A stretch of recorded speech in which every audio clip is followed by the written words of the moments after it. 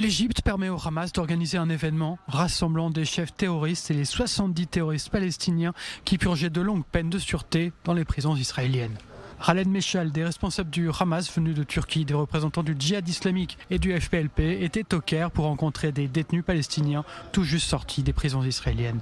Ces 70 terroristes, qui ont pour certains du sang israélien sur les mains, posent un nouveau défi sécuritaire pour Jérusalem.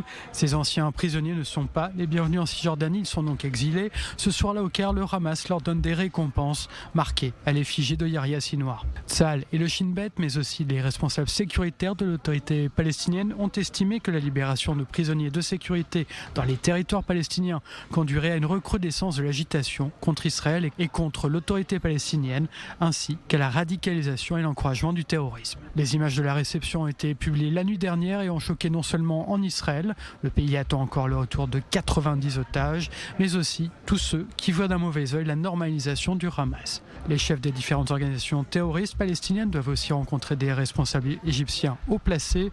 Le Hamas se dit confiant quant à l'application des 3 phases de l'accord et de son maintien à Gaza, défiant ainsi Israël et son gouvernement.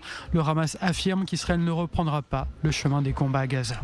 En Israël, la participation même à la seconde phase des négociations qui doit commencer lundi prochain fait débat, et ce jusque dans la coalition de gouvernement. Les 2 partis religieux se sont prononcés pour le retour des otages et par conséquent la conclusion de pourparlers de la deuxième partie de l'accord. Le chef du Chasse insiste, il faut que tous les otages rentrent en Israël sans exception. Il ne s'agit pas d'un accord simple, c'est un accord très difficile. Les prix à payer sont très élevés, mais nous n'avons pas le choix, nous devons sauver des vies. Le parti judaïsme unifié de la Torah tient le même discours que le Chasse. Bezalel Smotrich, qui mène le parti du sionisme religieux, lui veut le retour des combats intensifs si le Hamas est toujours au pouvoir dans la bande de Gaza à l'issue des 42 jours de la première phase de l'accord.